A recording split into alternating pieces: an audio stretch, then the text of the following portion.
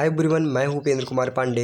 आप देख रहे हैं पंडित उपेंद्र एचडी क्लासेस में। गैस में जैसा कि आप लोग को थ्योरी ऑफ मशीन के सेकंड वाले चैप्टर में कुछ न्यूमेरिकल के बारे में बात करेंगे। जैसा कि आप लोग को यहाँ पे थंबनेल के माध्यम से दिखाया गया है, पिस्टन का वेग किस प्रकार से ज्ञात करते हैं और पिस्टन का त्वरण किस प्रकार से करते हैं इन सभी चीज़ों के बारे में स्टेप बाय स्टेप जानेंगे। ठीक है, तो यहाँ पर वीडियो काफ़ी हेल्पफुल होने वाली वीडियो लास्ट तक देखना, तभी आप लोग को समझ में आएगा। जैसा कि आप स्क्रीन के माध्यम से देख पा रहे हैं, फर्स्ट न्यूमेरिकल, एक भाप इंजन की क्रैंक और संयोजक दंड की लंबाई कितनी दी गई है, तो 0.3 मीटर।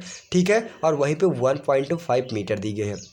ठीक है, और वहीं पे क्रैंक का 180 आरपीएम दक्षिणावर्त यानी क्लॉकवाइज घूम रही है और पिस्टन का वेग ज्ञात करना है और त्वरण ज्ञात करना है। जबकि अंत में कितना दिया गया, थीटा इक्वल कितना दिया गया, 40 डिग्री सेल्सियस दिया गया है। ठीक है, यहाँ पे हम देख लेंगे, जैसा कि आप स्क्रीन के माध्यम से देख पा रहे हैं, आर इक्वल कितना दिया गया, 0.3 मीटर, और यल इक्वल जितना 1.5 मीटर, और यल इक्वल कितना दिया गया है, आपका इतना दिया गया, थीटा इक्वल इतना। अब आपको यहाँ पे देखेंगे यन की वैल्यू ज्ञात करने के लिए, यन का वैल्यू ज्ञात करने के लिए यल अपॉन आर का फार्मूला होता है। ठीक है, यानी यन की वैल्यू आपको यहाँ पे निकल गई। अब यहाँ पे आपको पिस्टन का वेग ज्ञात करने का फार्मूला क्या होता है, तो पिस्टन को वेग ज्ञात करने का फार्मूला होता है P is equal W R, bracket में क्या होगा, sine theta plus sign 2 theta upon 2 यन। ठीक है, इतना होता है आपका, ये आपका मुख्य फार्मूला होता है। ठीक है, चलिए हम रखेंगे इसी में स्टेप बाय स्टेप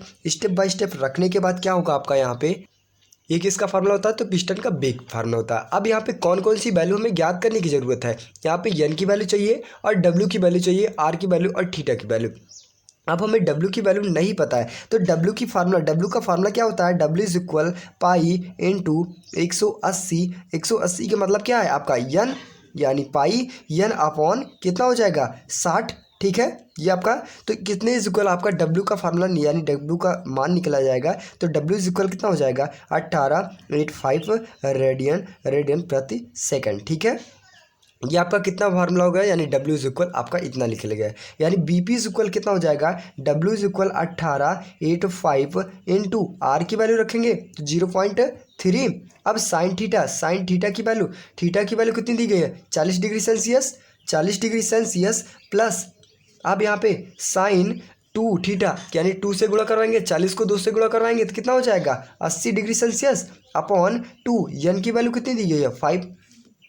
अब जब इसे हम सॉल्व कर लेंगे, यानी सॉल्व करने के बाद जब पूरा आंसर आएगा तो आपका कितना आ जाएगा, 4.19 मीटर प्रति सेकंड। ठीक है, आई होप गाइस यहाँ पे आपको पिस्टन का वेग ज्ञात करने का फार्मूला एकदम इजी ढंग से समझ में आ गया हो, और किस बेस से सॉल्व करते हैं एकदम इजी सही तरीके से समझ में आ गया। यहाँ पे साइन 40 डिग्री सेल्सियस का मान रख देंगे और साइन 80 डिग्री सेल्सियस का मान रखने के बाद जब से सॉल्व किया जाएगा तो सॉल्व करने के बाद आपका 4.19 मीटर प्रति सेकंड आ जाएगा। ठीक है, चलिए अब त्वरण ज्ञात करेंगे, यानी जो पिस्टन का त्वरण का फार्मूला क्या होता है आपका, पी इज इक्वल डब्ल्यू स्क्वायर आर, ब्रैकेट में cos theta plus cos 2 theta upon n, यही तो बताया गया था। यहाँ पे पिस्टन का त्वरण ज्ञात करने का फार्मूला यही तो बताया गया था। चलिए हम रखेंगे AP इज इक्वल डब्ल्यू की वैल्यू कितनी दी गई है, 18.85 का होल स्क्वायर इंटू 0.3, आर की वैल्यू कितनी दी गई, यही तो दी गई है।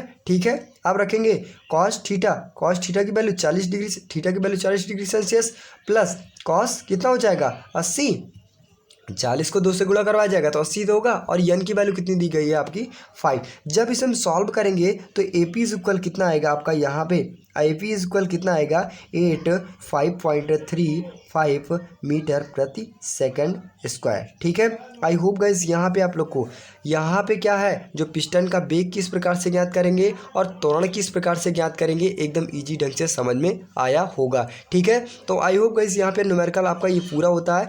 आज नेक्स्ट आता है आपका सेकंड न्यूमेरिकल क्या बताता है, यहाँ पे जैसा कि आप स्क्रीन के माध्यम से देख पा रहे हैं, सेकंड न्यूमेरिकल क्या बताता है, यहाँ पे एक सड़क क्रैंक यंत्रावली में क्रैंक और संयोजक दंड की लंबाई कितनी दी गई है, 150 mm। ठीक है, और वहीं पे 600 mm दी गई है। अब क्रैंक का अंतः मृत्यु हल से थीटा इक्वल कितना दिया गया, 60 डिग्री सेल्सियस ठीक। और तथा क्रैंक शॉट पर आरपीएम यानी एन की वैल्यू दी गई है कितनी 450 आरपीएम, ठीक है, वह भी किस में घूम रही है तो क्लॉकवाइज में। तो ये आपको ज्ञात क्या करना है, सिलेंडर का वेग और त्वरण ज्ञात करना है और संयोजक दंड का कोणीय वेग और कोणीय त्वरण ज्ञात करना है। चलिए हम सिलेंडर वेग यानी कहने का मतलब जो स्टेप बाय स्टेप देखेंगे आपको कौन कौन सी वैल्यू दी गई है। तो यहाँ पे आर इज इक्वल कितना दिया गया है, आर इज इक्वल कितना दिया गया है 150 mm में, और यल इज इक्वल कितना दिया गया है, यल इज इक्वल कितना दिया गया 600 mm में, ठीक है। अब इसे हम क्या करेंगे, मीटर में कन्वर्ट करेंगे, यानी मीटर में कन्वर्ट करेंगे तो आर इज इक्वल कितना आ जाएगा आपका, तो कितना आ जाएगा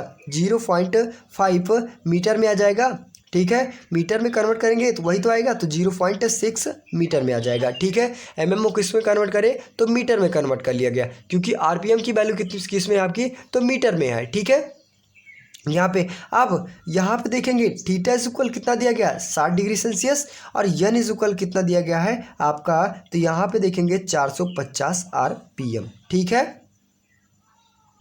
इतना हो गया। अब आपको फार्मूला कौन सा ज्ञात करना, सिलेंडर का वेग ज्ञात करने का। सिलेंडर का वेग ज्ञात करने का फार्मूला क्या बताया गया था अभी दूसरे वाले क्वेश्चन में, तो क्या बताया गया था, पी इज इक्वल क्या बताया गया था, डब्ल्यू और ब्रैकेट में sine theta plus sign 2 theta upon 2n, यहीं पे तो यही तो बताया गया था। अब आपको किसकी वैल्यू ज्ञात करनी है, तो W की वैल्यू और n की वैल्यू।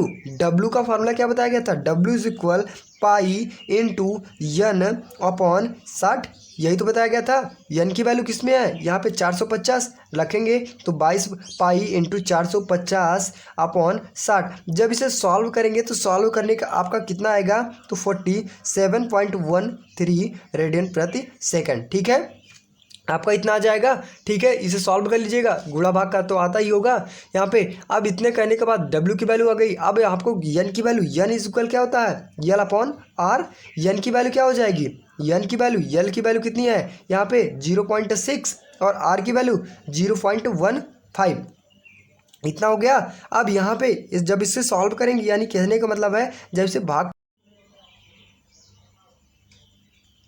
जब n की वैल्यू निकालेंगे तो यहाँ पे आपका इतना मान आ जाएगा, ठीक है। इतना तक यहाँ तक समझ में आया। अब नेक्स्ट बात करें वहीं पे, तो नेक्स्ट बात करें यहाँ पे आपका इतना आ गया। अब रखने के बाद यहाँ पे जो सिलेंडर का वेग है, चलिए हम उसी में रखेंगे, तो BP इज इक्वल कितना हो जाएगा, W की वैल्यू कितनी आएगी 47.13 इंटू R की वैल्यू।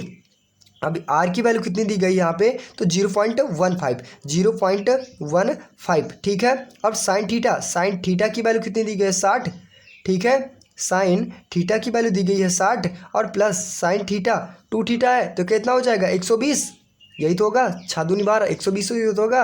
अब n की वैल्यू कितनी दी गई है आपकी 4। जब इसे सॉल्व किया जाएगा तो BP इज इक्वल कितना आ जाएगा यहाँ पे, जब इसे सॉल्व करने के बाद आपका जब पूरा सॉल्व किया जाएगा, सॉल्व करने के बाद 6.9 मीटर प्रति सेकंड में आ जाएगा, ठीक है। आई होप गाइस यहाँ पे आप लोग को सिलेंडर का वेग एकदम ईजी ढंग से समझ में होगा। अब नेक्स्ट बात करें त्वरण ज्ञात करना।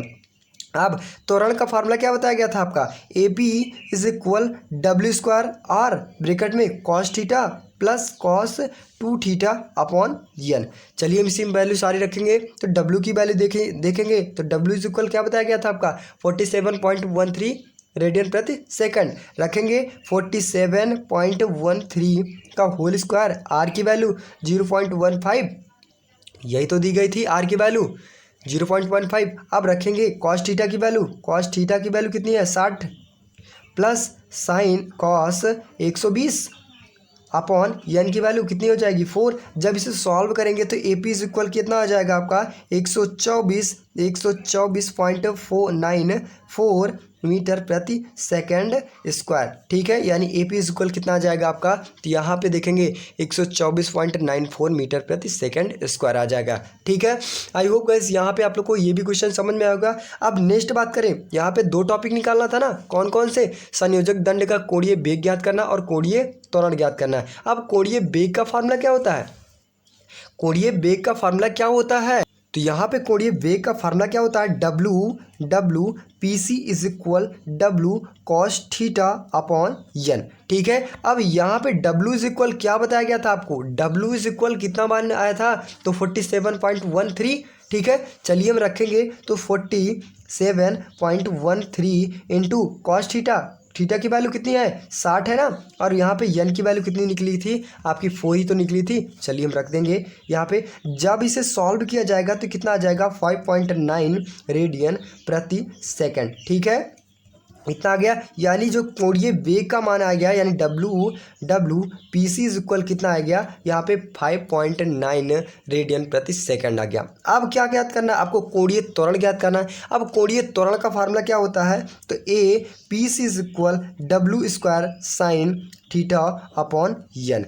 चलिए हम रखेंगे डब्लू इज इक्वल, डब्लू की वैल्यू कितनी हो जाएगी 47.13 का होल स्क्वायर। अब साइन थीटा की वैल्यू कितनी मिल जाएगी 60 अपॉन यन की वैल्यू 4 ही है। जब इसे सॉल्व किया जाएगा तो सॉल्व करने के बाद आपका फाइनल आंसर आएगा तो 481 रेडियन प्रति सेकंड। ठीक है, आई होप गाइस यहाँ पे आपको दोनों क्वेश्चन एकदम इजी ढंग से समझ में आया होगा थ्योरी ऑफ मशीन के। यहाँ पे इसी के रिलेटेड जो एग्जाम में न्यूमेरिकल पूछे जाते हैं, इसी के रिलेटेड पूरा एकदम सेम टू सेम क्वेश्चन पूछे जाते हैं। ठीक है, तो आई होप गाइस यहाँ पे आपको ये वीडियो अच्छी लगी हो, चैनल पर नए हो, चैनल को सब्सक्राइब नहीं किया है, चैनल को सब्सक्राइब कर लीजिएगा, बेल आइकन जरूर प्रेस कर लीजिएगा। इससे क्या होता है, किसी प्रकार की वीडियो बनती है तो उसकी नोटिफिकेशन आप तक जरूर पहुंच सके।